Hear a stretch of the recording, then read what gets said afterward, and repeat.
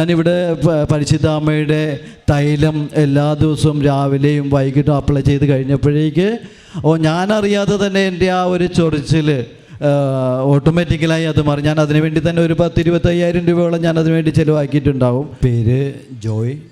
ഞാൻ Thoppumpady saint Sebastian church ഇടവകയാണ്. ഞാനിവിടെ ആദ്യമായിട്ട് വരുന്നത് 2018 ഒക്ടോബറിലാണ്. ഞാനൊരു ട്രയൽ അടിക്കാൻ വേണ്ടി മാത്രമാണ് കൃപാസനത്തിലേക്ക്. കൃപാസനം എന്താണെന്നോ ഏതാണെന്നോ എനിക്കറിയില്ലായിരുന്നു. ഞാൻ ഒരു കൺസൾട്ടൻ്റാണ്. എൻ്റെ ഓഫീസ് വൈറ്റിലെയാണ്. ഞാൻ 2011 മുതൽ, അതായത് 2011 വരെ എൻ്റെ ജീവിതത്തിൽ വളരെ സന്തോഷമായ ദിനങ്ങളായിരുന്നു. ഞാനും ഫാമിലിയും, എനിക്ക് 2 കുട്ടികളുണ്ട്. വളരെ സന്തോഷമായി പോയിക്കൊണ്ടിരിക്കുന്ന അവസരത്തിൽ 2011 മുതൽ എനിക്ക് യാതൊരുവിധ ബിസിനസ്സുകളോ കാര്യങ്ങളോ സ്ലോലി ഇല്ലാതായി തുടങ്ങി. എൻ്റെ വീട്ടിൽ വളരെ മോശമായിട്ടുള്ള ഒരവസ്ഥയാണ് വന്നുകൊണ്ടിരുന്നത്. വീട്ടിലെല്ലാ ദിവസവും വഴക്കും പ്രശ്നങ്ങളും എല്ലാം ഉണ്ടായിരുന്നു. അതോടൊപ്പം തന്നെ എനിക്ക് കിട്ടിക്കൊണ്ട ക്ലയൻസ് കംപ്ലീറ്റ് എനിക്ക് നഷ്ടപ്പെട്ടുകൊണ്ടിരുന്നു. അങ്ങനെ 2011, 12, 2018 വരെ ഞാൻ അനുഭവിക്കാത്ത ദുരിതങ്ങളൊന്നുമില്ല. സാമ്പത്തികമായിട്ട്, മാനസികമായിട്ട്, ശാരീരികമായിട്ട്, വീട്ടിലും ഓഫീസിലും പുറത്തും എല്ലായിടത്തും എന്നെ അവോയ്ഡ് ചെയ്തുകൊണ്ടിരിക്കുകയായിരുന്നു. അങ്ങനെ ഞാൻ ഒരു ദിവസം തൃപ്പൂണിത്തുറ പോയിട്ട് വരുന്ന വഴിക്ക് 2018 വൈറ്റിലയിലുള്ള സെയിൻറ്റ് റാഫേൽ ചർച്ചിലൊന്ന് യാദൃശ്യമായിട്ട് ഞാൻ കയറിയതാണ്. അവിടെ ഇരുന്ന് ഒരു 10 മിനിറ്റ് ഇരിക്കാമെന്ന് വിചാരിച്ച് കയറിയപ്പോഴേക്ക് കൃപാസനം പത്രം അവിടെ കിടക്കുന്നത് ഞാൻ കണ്ടു. ഞാൻ ജസ്റ്റ് ഒന്ന് മറിച്ച് നോക്കി. അപ്പോൾ ഒരുപാട് സാക്ഷ്യങ്ങൾ അതിനകത്ത് കണ്ടായിരുന്നു. ജോലി കിട്ടിയിട്ട് നഷ്ടപ്പെട്ടവർക്ക് ജോലി തിരിച്ച് കിട്ടി, ബിസിനസ് നഷ്ടപ്പെട്ടവർക്ക് അത് റിക്കവറായി തുടങ്ങി, രോഗികളായിട്ടുള്ളവർക്ക് റിക്കവറായി തുടങ്ങി. അങ്ങനെ ഞാൻ ജസ്റ്റ് ഒന്ന് നോക്കിയപ്പോൾ ഞാൻ തീരുമാനിച്ചു. കാരണം ഞാൻ എൻ്റെ അവസാനത്തെ നിമിഷമായിരുന്നു അത്. ഞാൻ 2018 ഈ ഒക്ടോബർ മാസത്തിൽ ഞാൻ അവിടെ പള്ളിയിൽ പോയത് എന്തിനാണെന്ന് വെച്ചാൽ, എൻ്റെ ജീവിതത്തിൽ ഇനി എനിക്ക് ജീവിതം മുന്നോട്ട് കൊണ്ടുപോകാൻ പറ്റാത്തൊരു സാഹചര്യം വന്നു. അപ്പോൾ ഇനി ജീവിതം വേണ്ട, സൂയിസൈഡ് ചെയ്യാം എന്നുള്ളൊരു തീരുമാനത്തിൽ എത്തി നിൽക്കുമ്പോഴാണ് യാദൃശികമായിട്ട് റാഫേൽ പള്ളിയിൽ ഞാൻ കയറിയത്. അപ്പോഴാണ് ഞാൻ കൃപാസനം പത്രം കണ്ട്. അപ്പോൾ എനിക്കതിൽ വിശ്വാസം വന്നില്ല. പക്ഷേ എന്നാലും ഞാൻ വിചാരിച്ചു ജസ്റ്റ് ഒന്ന് ട്രയൽ, ഇത് അവസാനത്തെ ഒരു ട്രയലാണല്ലോ, അപ്പോൾ ഒന്ന് വന്ന് നോക്കാമെന്ന് വിചാരിച്ചിട്ട് ഞാൻ പിറ്റേ ദിവസം രാവിലെ തന്നെ ഞാനിവിടെ വന്നപ്പോൾ തിരക്കുണ്ടായിരുന്നു. ഞാൻ പലരോടും അന്വേഷിച്ചു എങ്ങനെയാണ് കാര്യങ്ങളെന്നൊക്കെ അന്വേഷിച്ച് കഴിഞ്ഞപ്പോൾ എല്ലാവരും പറഞ്ഞു തന്നു. ഞാൻ ഇവിടെ കൺസൾട്ടൻസിനെ കണ്ടു. എനിക്ക് ഉടമ്പടി എടുക്കാനുള്ള എല്ലാ കാര്യങ്ങളും പറഞ്ഞു തന്നു. ഞാൻ ഉടമ്പടി എടുത്തു. ഞാൻ ചേർത്തലെത്തിയപ്പോഴേക്ക് എനിക്കൊരു കോള് വന്നു. ഞാനൊരു പ്രോജക്റ്റ് വെച്ചിട്ടുണ്ടായിരുന്നു. ആ പ്രോജക്റ്റിൻ്റെ റീഓപ്പൺ ചെയ്തുകൊണ്ടിട്ടുള്ള എനിക്കൊരു ഓപ്പണിംഗ് വന്നു. അങ്ങനെ ഉടമ്പടിയിൽ ചെറിയൊരു വിശ്വാസം എനിക്ക് വന്നു. പിന്നെ ഞാൻ ഒരാഴ്ച കഴിഞ്ഞപ്പോഴേക്ക് എനിക്ക് ഫയലുകൾ പാസ്സാകാനുണ്ടായിരുന്നു. എൻ്റെ ഫയലുകൾ ഓരോന്നായി പാസ്സായി. എൻ്റെ വീട്ടിലാണെങ്കിൽ പോലും ഞങ്ങൾ തമ്മിൽ നേരെ കണ്ടു കഴിഞ്ഞാൽ വഴക്കായിരുന്നു. പക്ഷേ അതെല്ലാം റിക്കവറായി വളരെ സമാധാനം വന്നു തുടങ്ങി. 1 മാസം കൊണ്ട് എനിക്ക് ഞാൻ വിചാരിച്ചേക്കാനേ ഉപരി, അതായത് എനിക്ക് വിശ്വാസമില്ലാതിരുന്ന കൃപാസനത്തിൽ ഞാൻ 110% വിശ്വാസത്തോടെ ഞാൻ വന്നു തുടങ്ങി എൻ്റെ കാര്യങ്ങൾ. അതായത് ഇതിൻ്റെ 2ാം ജന്മമാണ്. കൃപാസനം മാതാവ് പരിശുദ്ധ അമ്മയുടെ കൃപ ഒന്നുകൊണ്ട് മാത്രമാണ് ഞാനിവിടെ നിങ്ങളുടെ മുന്നിൽ സാക്ഷ്യം പറയാൻ വന്നിരിക്കുന്നത്. ദൈവത്തിൻ്റെ അനുഗ്രഹം ഒന്നുകൊണ്ട് മാത്രം. ഞാൻ പഴയ ഫോമിലായി എൻ്റെ വർക്കുകളും കാര്യങ്ങളും എല്ലാം ഞാൻ പഴയ രീതിയിൽ എനിക്ക് കൊണ്ടുവരാൻ സാധിച്ചു. ഓരോ മാസവും 2-3 പ്രാവശ്യം ഞാനിവിടെ വരും.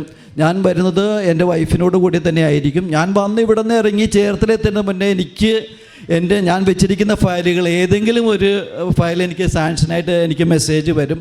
അങ്ങനെ കൃപാസനം പള്ളിയിൽ എൻ്റെ ജീവനുള്ളിടത്തോളം കാലം ഞാൻ ഈ പള്ളിയിൽ, ഈ മണ്ണിൽ ഞാനും എൻ്റെ കുടുംബവും ഇവിടെ വന്ന് എല്ലാ മാസവും ഇവിടെ അങ്ങയുടെ അമ്മയുടെ സന്നിധിയിൽ വന്ന് പ്രാർത്ഥിക്കാറുണ്ട്. എനിക്ക് തന്ന എല്ലാ അനുഗ്രഹങ്ങൾക്കും പരിശുദ്ധ മാതാവിനും തിരുക്കുമാരനും നന്ദി അർപ്പിക്കും. ഇത് 2018 കിട്ടിയ ഒരു അനുഗ്രഹമാണ്. പക്ഷേ ഞാൻ സാക്ഷ്യം പറയാൻ ഒരുപാട് വൈകിപ്പോയി. അമ്മയെ എന്നെ ക്ഷമിക്കുക. രണ്ടാമത് എൻ്റെ മോള്, ഞാൻ കഴിഞ്ഞ 2 മാസം മുന്നേ എൻ്റെ ഉടമ്പടി പുതുക്കിയപ്പോഴേക്ക് എൻ്റെ മോൾക്ക് ഒരു റിസർച്ചിന് അഡ്മിഷന് വേണ്ടിയിട്ട് ട്രൈ ചെയ്തിട്ട് 1.5 വർഷമായിട്ട് കിട്ടാതിരിക്കുകയായിരുന്നു. ഒരുപാട് സ്ഥലങ്ങളിൽ മോളോടൊപ്പം ഉണ്ടായിരുന്ന എല്ലാവരും കയറിയിട്ടും എൻ്റെ മോൾക്ക് അഡ്മിഷൻ കിട്ടിയില്ല. പക്ഷെ ഞങ്ങൾ ഒരുപാട് പ്രാർത്ഥിച്ചു. കഴിഞ്ഞ പ്രാവശ്യം ഞാൻ ഉടമ്പടി പുതുക്കിയപ്പോഴേക്ക് ഞാൻ ആദ്യം വെച്ച നിയോഗം എൻ്റെ മോൾക്ക് വേണ്ടിയിട്ടായിരുന്നു.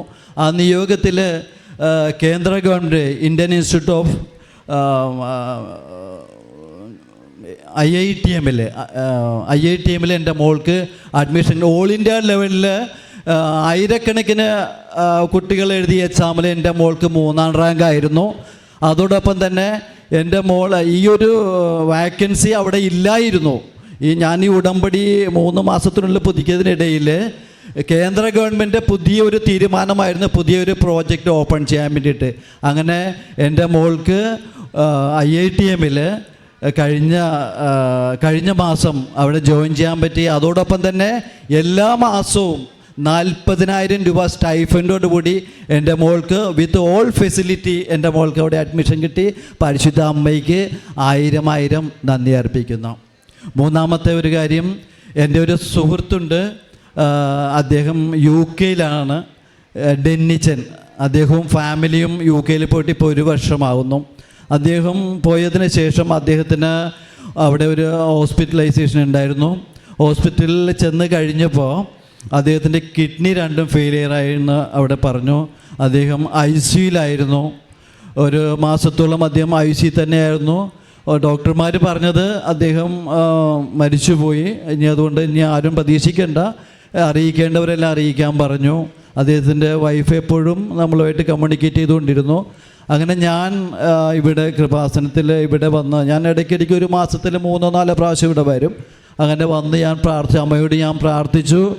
അദ്ദേഹത്തിന് ഡെന്നിച്ചനെ രക്ഷപ്പെടുത്തണമെന്ന് ഞാൻ പ്രാർത്ഥിച്ചു. ഞാൻ സാക്ഷ്യം പറയാവുന്ന ഏറ്റതിൻ്റെ ഫലമായിട്ട് ഞാനിവിടെ വന്നു. 5 ദിവസം കഴിഞ്ഞപ്പോൾ ഡെന്നിച്ചൻ മെഡിസിൻസ് എടുത്ത് തുടങ്ങി, റിക്കവറായി തുടങ്ങി. അങ്ങനെ 1 മാസത്തിന് ശേഷം ഇപ്പോൾ അദ്ദേഹം വളരെ സന്തോഷത്തോടെ, മരിച്ചുപോയി എന്ന് പറഞ്ഞ ആ വ്യക്തി വളരെ സന്തോഷത്തോടെ ഫാമിലിയായിട്ട് അവിടെ ജീവിക്കുന്നു. പരിശുദ്ധ അമ്മയ്ക്ക് 1000 നന്ദി അർപ്പിക്കുന്നു.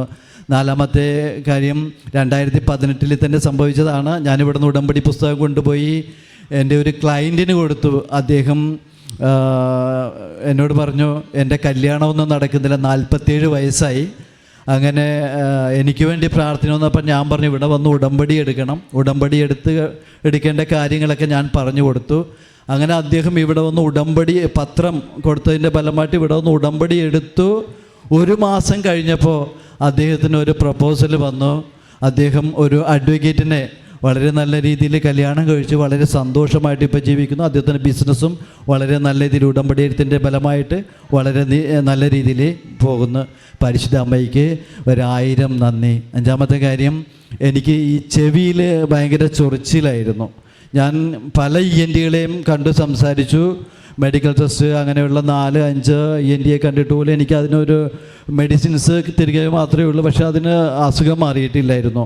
ഞാനിവിടെ പരിശുദ്ധ അമ്മയുടെ തൈലം എല്ലാ ദിവസവും രാവിലെയും വൈകിട്ടും അപ്ലൈ ചെയ്ത് കഴിഞ്ഞപ്പോഴേക്ക് ഞാനറിയാതെ തന്നെ എൻ്റെ ആ ഒരു ചൊറിച്ചിൽ ഓട്ടോമാറ്റിക്കലായി അത് മാറി. ഞാൻ അതിനുവേണ്ടി തന്നെ ഒരു 10-25,000 രൂപയോളം ഞാൻ അതിനുവേണ്ടി ചിലവാക്കിയിട്ടുണ്ടാവും. പക്ഷെ അതെല്ലാം പരിശുദ്ധ അമ്മ വഴി അതെനിക്ക് മാറിക്കിട്ടി.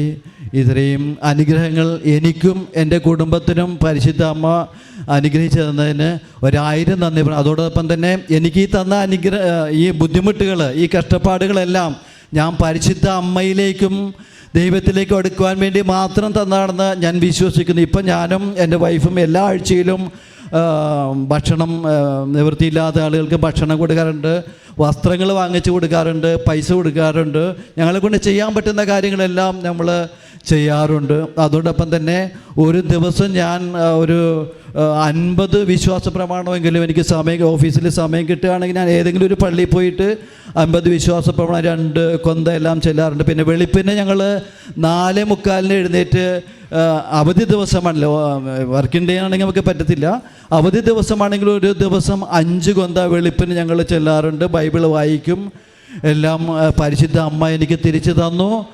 വിശ്വാസത്തിലേക്കാണെന്ന് പറയാൻ എന്നെ അനുഗ്രഹിച്ച പരിശുദ്ധ അമ്മയ്ക്ക് 1000 നന്ദിയുടെ പൂച്ചകൾ അർപ്പിച്ചുകൊണ്ട് നന്ദി. Praise the Lord. കൈയടിച്ച് നമുക്ക് സഹോദരൻ മൈക്കിൾ ജോയിയുടെ സാക്ഷി നമ്മൾ കേൾക്കുകയായിരുന്നു. അദ്ദേഹം പറഞ്ഞു വേറെ പല സ്ഥലത്തും പോയ കൂട്ടത്തിൽ ഒരു ട്രയൽ എന്നോണം വന്നതാണ് ഇവിടെ കൃപാസനത്തിൽ. അതെ അതല്ലേ? അതെ അതെ, ട്രയൽ അടിക്കാൻ വേണ്ടി വന്നതാ. ഞാൻ വന്നപ്പോൾ വിചാരിച്ചു ഒരു പറ്റിക്കലായിരിക്കും. വെറുതെ പല സ്ഥലത്തും പോയ കൂട്ടത്തിൽ ഇവിടെ കൂടെ വന്നേക്കാം, നോക്കാം, അങ്ങനെ വന്നതാണ്. പക്ഷേ ഇവിടെ വന്ന് ഉടമ്പടി ചെയ്തു. അദ്ദേഹം ചേർത്തല എന്ന് പറയുന്നത് നമുക്കറിയാം, വളരെ ചുരുങ്ങിയ സമയത്തിനുള്ളിൽ ഇവിടെ വന്ന് എനിക്ക് പോയാൽ ഞാൻ ചേർത്തല എത്തുന്നതിന് മുന്നേ ഫോണിലൊരു മെസ്സേജ് ഉണ്ടാവും. അത് ഞാൻ ഇവിടെ നിന്ന് നോക്കൂല, ചിലപ്പോൾ ഇവിടെ വെച്ചാൽ വന്നിട്ടുണ്ടാവും എൻ്റെ ഏതെങ്കിലും ഒരു ഫയൽ പാസ്സായിട്ടുണ്ടെന്ന് പറഞ്ഞിട്ട്. അങ്ങനെ അത്രയ്ക്ക് വലിയ വിശ്വാസമാണ് എനിക്ക് ഇവിടെ നിന്ന് കിട്ടിയത്. ജോസഫച്ചൻ എപ്പോഴും പറയും പരിശുദ്ധമ്മ സമയച്ചുരുക്കത്തിൻ്റെ അമ്മയാണ്, കൃപാസനം മാതാവ് സമയച്ചുരുക്കത്തിൻ്റെ അമ്മയാണെന്ന് പറയാറുണ്ട് എന്ന് പറഞ്ഞ പോലെ. അതുപോലെ ശ്രദ്ധിച്ചാൽ ഓരോ സാക്ഷ്യങ്ങളിലും ശ്രദ്ധിച്ചാൽ മനസ്സിലാക്കാൻ പറ്റും. ഒരു മകളുടെ അഡ്മിഷൻ്റെ കാര്യം, റിസർച്ചിൻ്റെ കാര്യം, അതുപോലെ തന്നെ പത്രം കൊടുത്തതിലൂടെ 47 വയസ്സ് ഉള്ള ഒരു കൂട്ടുകാരനല്ലേ, ക്ലയൻ്റാണ്. ആ ക്ലയൻ്റ്, അത് 47 വയസ്സുണ്ട്. നമുക്കറിയാം ഇന്ന് 28 വയസ്സ് കഴിഞ്ഞാൽ വിവാഹ തടസ്സമാണെന്ന് പറഞ്ഞ് പ്രാർത്ഥിക്കാൻ നടക്കുന്ന ഈ സാഹചര്യത്തിൽ 47 വയസ്സുള്ള ഒരു കൂട്ടുകാരൻ ഒരു അഡ്വക്കറ്റിനെ തന്നെ വിവാഹം കഴിക്കാനും അങ്ങനെ പറ്റിയെന്ന് പറയുന്നു. പിന്നെ ചെവിയിൽ അതെ, ഞാൻ ഒരു 4-5 ENT കണ്ടു, പക്ഷെ അതുകൊണ്ടൊന്നും മാറിയില്ല. കൃപാസന തൈലം ഉപയോഗിച്ച് ഞാൻ അറിയാതെ തന്നെ അത് മാറി. ഉടമ്പടി നേർച്ച വസ്തുക്കൾ ഉപയോഗിച്ചപ്പോൾ കിട്ടിയ സാക്ഷ്യമാണ് പറഞ്ഞത്. പിന്നെ പറഞ്ഞു ഒത്തിരി പേർക്ക് കാരുണ്യ പ്രവൃത്തി സഹായങ്ങളൊക്കെ ചെയ്യുന്ന കാര്യം പറഞ്ഞു. ചെയ്യുന്ന ചെറിയ രീതിയിൽ ചെയ്യാറുണ്ട്. ഇതുപോലെ ആരോ ഒരാൾ ചെയ്ത ഒരു പ്രേക്ഷിത പ്രവർത്തനത്തിലൂടെയാണ് സഹോദരൻ കൃപാസനത്തിൽ വരാൻ കാരണമായത്. അദ്ദേഹം പറഞ്ഞിരുന്നു, കേട്ടായിരുന്നോ നിങ്ങൾ? എന്തായിരുന്നു? ഒരു പത്രം എവിടെ നിന്നോ കിട്ടി, എവിടെ നിന്നോ അല്ല, ഒരു പള്ളിയിൽ നിന്ന് കിട്ടും അല്ലേ, വൈറ്റില സെയിൻറ് റാഫേൽ പള്ളിയിൽ. അവിടെ ആരോ പ്രേക്ഷിത പ്രവർത്തനം ചെയ്തതിൻ്റെ ഫലമായിട്ട് ആ പത്രം കിട്ടിയത് കൊണ്ടാണ് കൃപാസനം തേടിപ്പിടിച്ച് ഇവിടെ വരാനും അദ്ദേഹം അനുഗ്രഹം പ്രാപിക്കാനും സാധിച്ചത്. അപ്പോൾ ഇദ്ദേഹത്തിന് പരിശുദ്ധ അമ്മയിലൂടെ കൃപാസനത്തിലൂടെ ലഭിച്ച എല്ലാ അനുഗ്രഹങ്ങൾക്കും നന്ദി പറഞ്ഞുകൊണ്ട് നമുക്ക് കരങ്ങൾ ഉയർത്തി സ്തുതിച്ച് മഹത്വപ്പെടുത്താം. Hallelujah hallelujah hallelujah. യേശുവേ നന്ദി, യേശുവേ സ്തുതി, ഹല്ലേലൂയ ഹല്ലേലൂയ.